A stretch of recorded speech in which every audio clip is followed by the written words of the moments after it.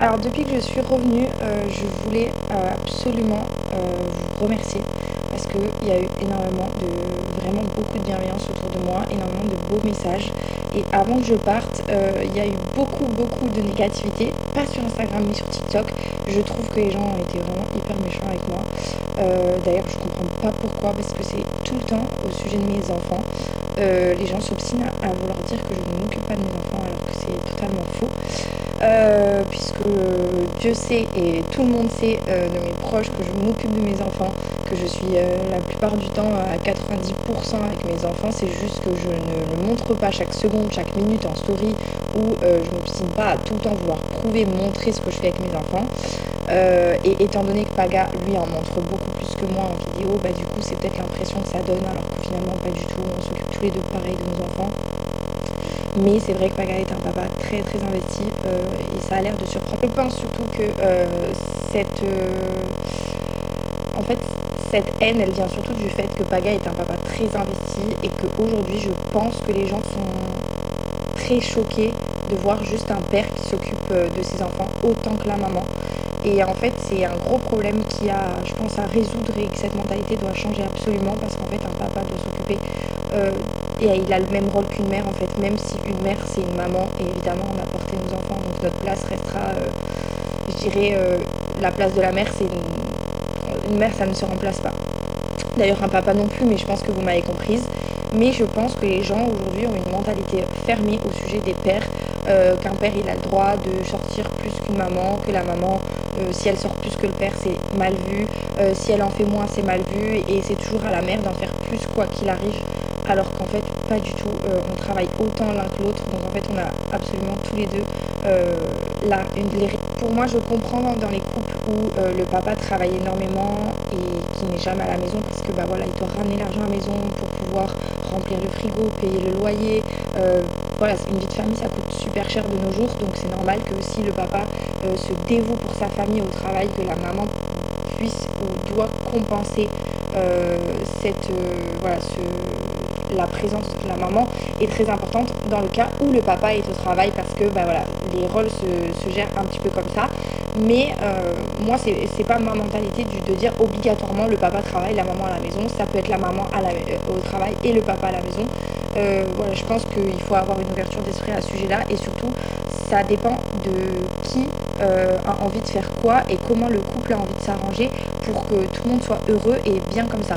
Nous, on travaille tous les deux pareil, à la même manière.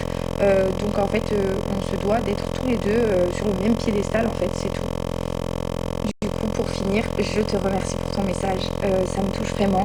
C'est un message que j'ai pris parmi les autres où il y a plein de gentillesse comme ça. Et vraiment, je tiens à le dire parce que à chaque fois, je parle des commentaires négatifs.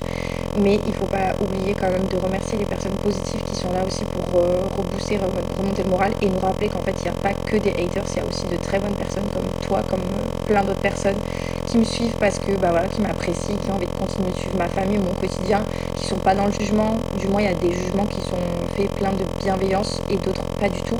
Mais du coup, les personnes comme toi, ça m'encourage à continuer ce que je fais et ça me fait vraiment plaisir. Donc, je te remercie.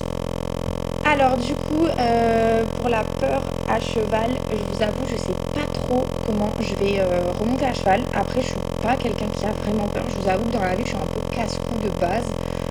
Surtout qu'avant d'avoir du coup me luxer le poignet, me déchirer les ligaments et me fracturer le scaphoïde, j'étais déjà tombée 15 jours avant et j'avais vécu une chute bien plus impressionnante que celle-ci, parce que cette chute, figurez-vous elle m'a valu elle m'a valu ce plâtre, mais c'était vraiment une chute genre banale, genre vraiment j'ai roulé de mon cheval, vraiment c'était nul, alors que 15 jours avant j'étais tombée parce que mon cheval est tombé lui en fait dans le sol, il a ancré les antérieurs dans le sol et il est tombé la tête la première, du coup bah, il m'a expulsé de son dos et franchement je me suis éclatée, c'est-à-dire que j'ai fait un vol plané de 1 mètre, c'était impressionnant et là j'ai eu genre un peu mal au cervical mais rien de ouf parce que je suis super bien tombée.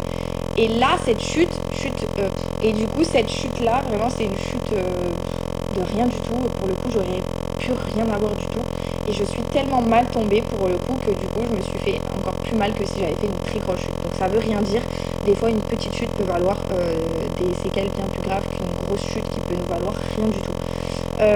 Mais du coup, pour te dire, je ne sais pas comment je vais appréhender le fait de reprendre le cheval et de remonter sur un cheval.